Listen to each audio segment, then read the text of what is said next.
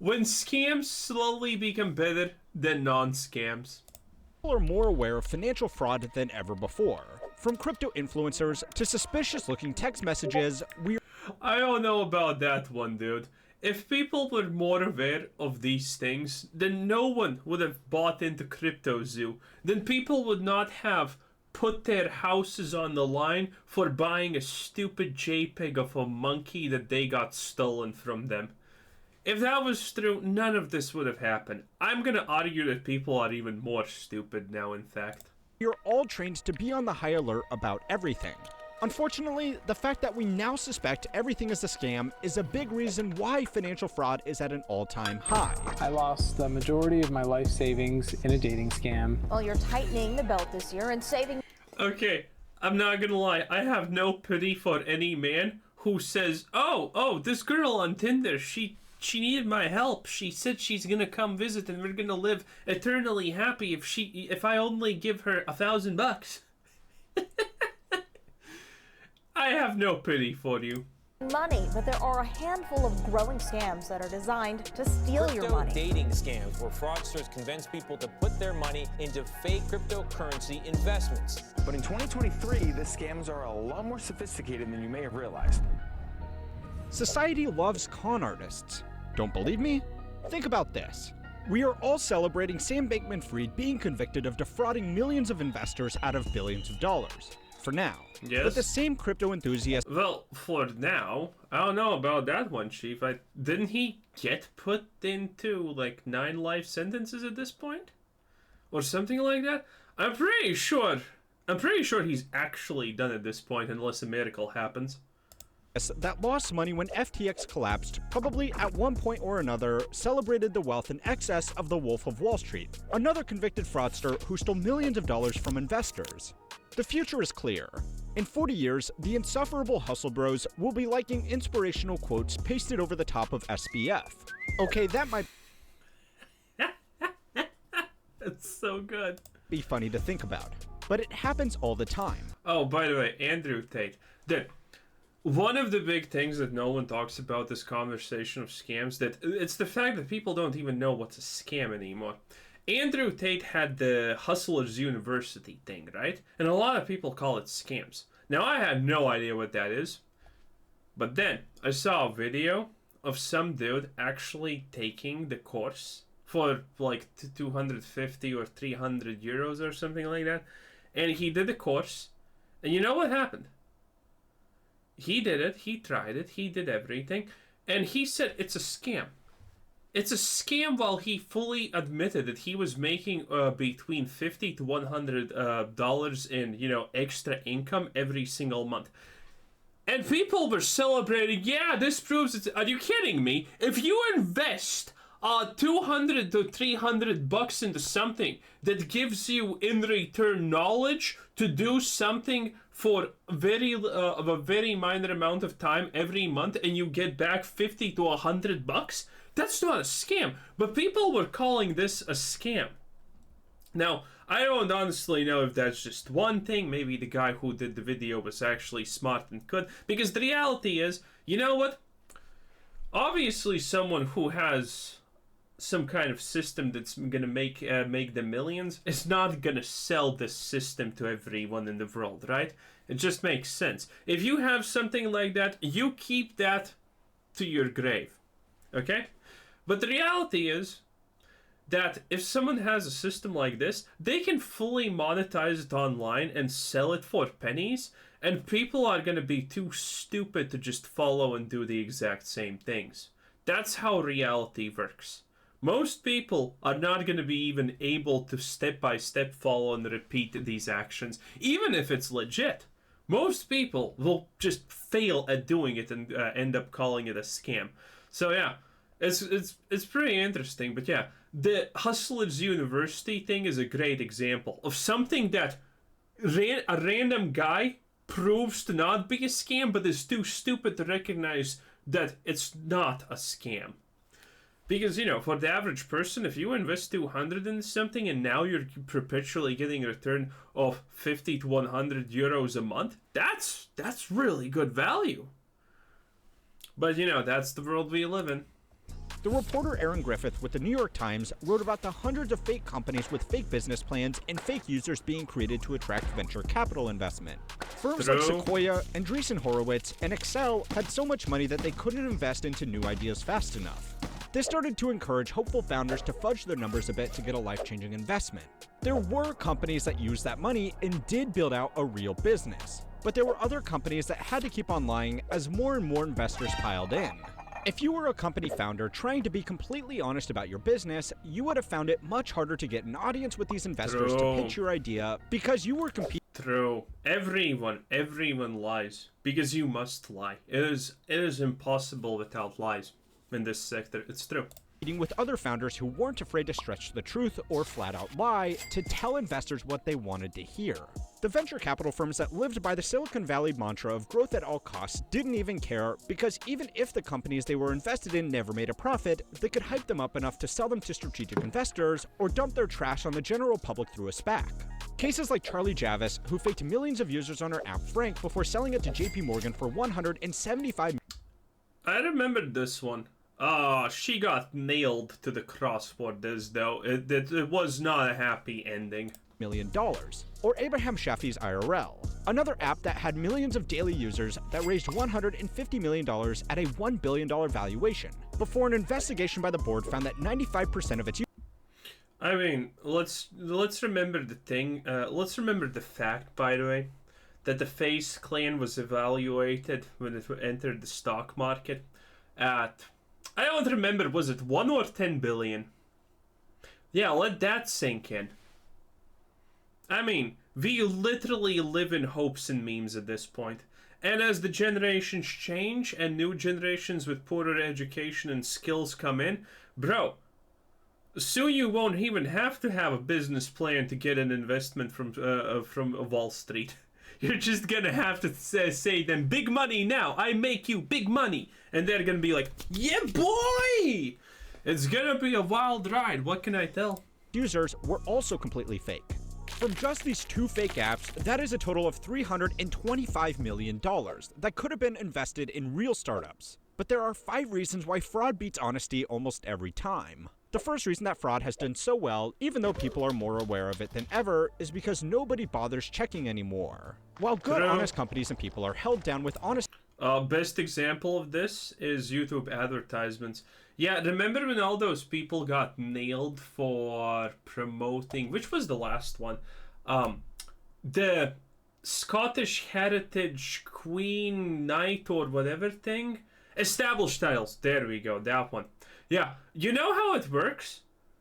Big YouTuber gets approached by a company and say, hey, shill this thing. Pretend that you use it and whatnot. No one, by the way, uses anything that they advertise for. It's literally written in the contract that you must say that you use this and you like it, even though you have not ever even used it once in your life. It is what it is, boys. Get to the game or get out. You know how people check? Is this a legit advertiser? Because a lot of YouTubers obviously are smart enough to not just take randomly any money. So this is how they check. Well, actually, they don't even check. Usually, companies do this on their own. They send you links to videos on YouTube that other big or bigger than you content creators have already advertised their product. That's it.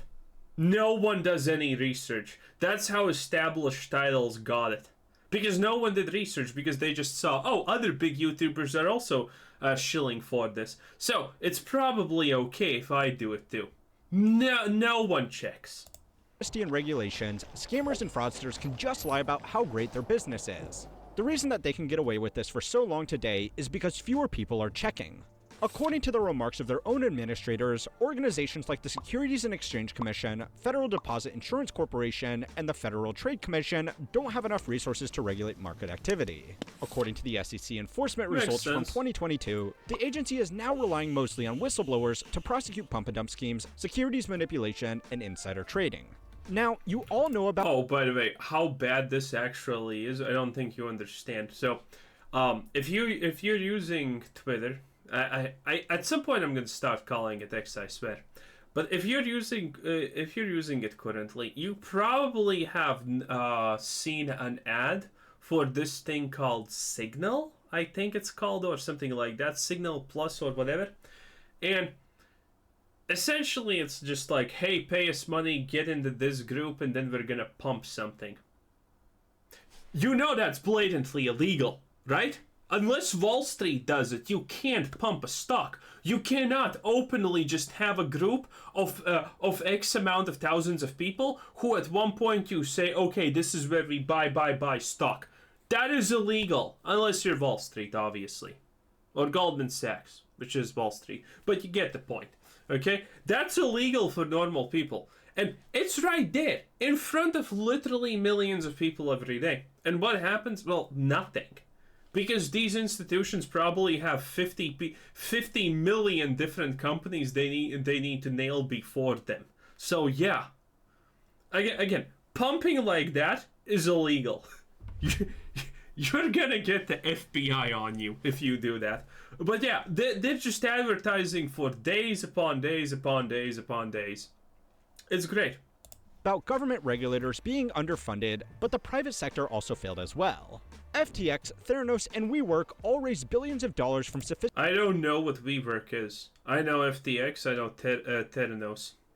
That's because I think her crazy eyes are hot. I'm not gonna lie, I'm simple. Sophisticated investors that did very little due diligence to verify the lofty claims of the founders. Low interest rates, a hype around venture capital investing, and the growing popularity of SPACs meant that there was a lot of investor money looking for. The only thing I know that two out of these three people, except maybe this guy is gonna be on this year's Forbes cover, but they were on Forbes cover. The Forbes cover currently is showing us more scams than actually really successful people. It's great. Investing, and the growing popularity of SPACs meant that there was a lot of investor money looking for the next big thing. Eccentric founders had the luxury of shopping around for investors who were all desperate to get their money into whatever company was generating the most buzz. And the companies that could generate the most buzz... I have been saying this for how long now, by the way, at this point? That... 50% of a stock's value is literally just hype at this point. Okay?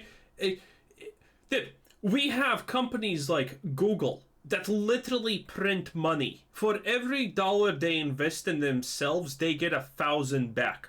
They're literally a money printer with unparalleled power. Okay? And what's their stock price currently? 3K or something like that only. Okay? You got meme stocks that were more valuable than that. You look at long-established companies that actually have an unreasonably high profit margin for their sector, like at 50% without being, some kind of online internet thing. And their stocks are worth $70 or something. It is absolutely crazy. Stocks make no sense. Literally, they make no sense. Were the ones that could just lie about doing something that could change the world, if only it were true. From my personal experience working as an investment banker in the healthcare space, less exciting companies that are honest about their realistic objectives are drowned in due diligence by more experienced private equity professionals, while companies making wild claims about changing the landscape of the medical world are waved through by venture capitalists that think they are much smarter than they really are. Now, big companies are getting ripped off by founders with... By the way, I don't think that's true. It's the fact that, things like pharma have a huge ratio of failures and losses, but if you actually win, you're not doubling your money, you're not tripling your money, you're not adding an extra zero to your money, you're adding literally 5 zeros to whatever you invested. That's how crazy it is. So, random risk taking, even if they strike it out of the ballpark one time out of 1,000, is still absolutely 100% worth it. Questionable attire. But that's not where most of the fraud is happening. Most fraud is targeted at regular people. And even if they don't make any dumb mistakes themselves, offloading the cost of scams onto people has become more lucrative than ever thanks to 2 other concerning trends. So it's time to learn how money works to find out why the world thinks everything is a scam, except for scams. This week's lesson is sponsored by Trade Coffee. With the holiday season coming up, I can't think of a better gift for yourself or someone else than promising to be the Uber of in-office kombucha taps. What hit hello there? Okay. Companies with sophisticated investors knew the risks of doing no due diligence, and investing hype is finally shifting away from firms promising to be the Uber of in-office kombucha taps. But people suspecting everything of being a scam, apart from scams, the paradox of the grift, if you will, does a lot more harm to normal people who don't have the time or resources to thoroughly vet every offer they are given. The people being hurt the most by these smaller scale frauds are not who you would expect. The most common victim of financial fraud is not elderly people with deteriorating mental capacity getting targeted by scam callers claiming to be the IRS. According to data by the FTC, these scams do fool millions of people every year, and more should be done about that to educate and protect people at risk. Well, yeah, obviously they work. I mean, if the Prince emails didn't work, no one would be sending them out. But yet, you can still find emails about the prince needing money from you, and then they're gonna repay you billions to this day because they work. Sucks that every single email, text message, and phone call needs to be analyzed for sketchy links, and it can be exhausting. But at least it's possible with a bit of attention to stay on the right side of these scams. But the fastest growing category of financial fraud is much harder to protect. I have never been scammed, by the way.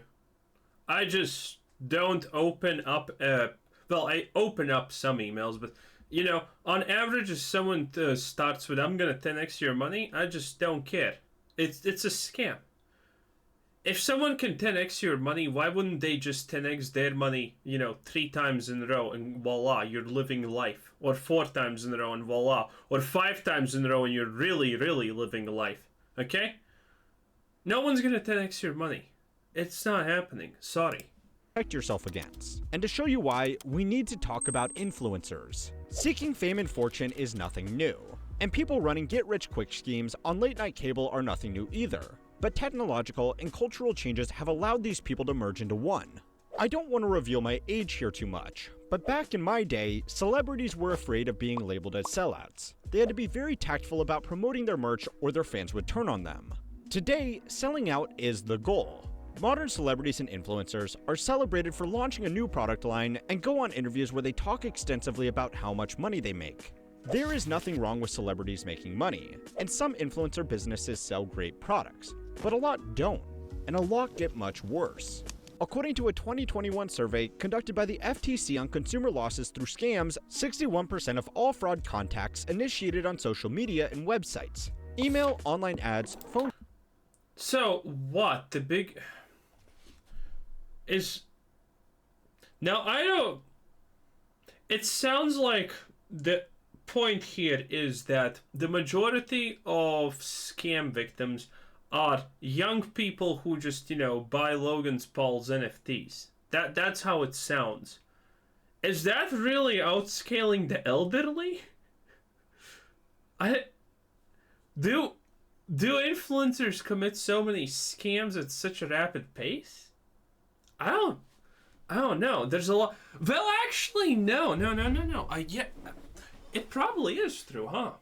Remember the not Logan Paul, but Joe Rogan deepfake? Yeah, I bet a lot of people fell for that one. All of the fake pretend Mr. Beast ones with giveaways.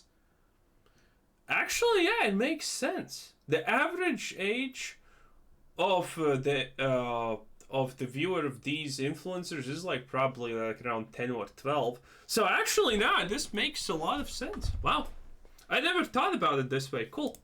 Calls and text messages were all fighting for whatever was left. The people you watch and trust online are by far the most likely to scam you. Influencers know that their influence won't last forever. Tastes change, their audience will outgrow their content, or they could be caught up in controversies that gets them kicked out of their respective platform. That's show business. But the problem for the new age of celebrity is that the antics that they self-publish onto the internet would make it impossible for a lot of them to get a real job afterwards. So they need to make enough money in their few years of fame to fund their lavish lifestyle forever. It's not impossible to do legitimately, but it's much easier to do by jumping on the latest trends. If you are an influencer and you know your audience is eventually going to get bored of you anyway... Is this an influencer or a stock image? I don't know. I'm assuming a stock image considering, the pose, but there's there's a chance that this is an influencer. I'm completely clueless.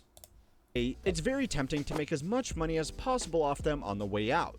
And that's the second reason why people think everything is a scam, apart from scams. Fraud is exciting. Reality is depressing. Imagine you had $10,000 to spare, and you are deciding where to put it. A BlackRock broad market exchange traded fund, or a crypto token from a YouTuber. I really hope you all watching know what the right choice is. On a different corner... That's good. That's really good. That's really good. Of the internet, you will see people hyping up very risky plays to an impressionable audience while making laser-eye video thumbnails about how BlackRock secretly rules the world. One of the biggest business and finance influencers in the world, Patrick Bet David, has made countless videos talking about the dangers of Vanguard, BlackRock, and State Street while defending multi-level and network marketing, including his own multi-level marketing life insurance company. I have not seen this guy's videos. I have seen this guy, but I have not seen his videos. BlackRock is not a faultless business, but your money will be safer with them than it will be with the average influencer. My friend Richard over on The Plain Bagel made a great video about why investing won't make you rich. It can only build wealth by accelerating diligent savings. But that's boring, and that kind of content... Yeah, true. Also, 10%. I don't remember as the S&P 10%. I don't know. I don't have it. Because, yeah, it's like... Dude, if you put money into this, if you put the money in the SP, you're getting your... Well, what is it, like 7% minimum a year on average? That's not exciting. Dude, 7% is not going to get people excited to invest. Because, you know, if you're investing $100, 7%, that's €7, bro. That's what are you going to do with that? Buy a pack of cigarettes? You probably can't even buy that any longer. Okay? You need big percents. You need 50, 40, 50, 100, billion, triple, quadruple. I'm gonna sell my family and bazillion my money. That's what everyone wants to see. That's what everyone wants to hear. Now, this is the problem. Obviously, if you have money, did I have money? Okay, I'm looking at something that's like, this is 5% yearly. Pretty much guaranteed, has been for the last 50 billion years? Yeah, yes, please. Oh, a financial crisis? Come on, give me money. Dude, again, there's a huge difference. I have enough money in my bank account to live a really good life. Every time there's talks about a financial crisis, I'm crossing my fingers and hoping it happens. Because at the end of the day, that means that when it happens and everything drops by, 20%, I can just scoop up stocks without thinking what it actually even is and get a pretty decent return. Spoiler alert, I have done that already. It works every single time. It's great. It's great. Like, look at Intel. Yeah. Oh no, it's going down. That's good. Bring on the financial crises. You think the rich billionaires don't want those crises, bruh? They're hoping for it because that means that when a financial crisis happens and you have no more money than to just buy basic food, that means you're broke. When the financial crisis happens for someone who has billions, that means that they doubled their money because now their money can buy more things. That's how the world operates. It is what it is, boys. Doesn't make as much money or perform as well with the algorithm as flashy displays of material wealth and non-compliant claims about making money. Even influencers not peddling get-rich-quick schemes need to over-sensationalize everything to maximize engagement. True. I know I pick on Graham a lot, but judging by his thumbnails, this guy has been bankrupt 4 times this year alone.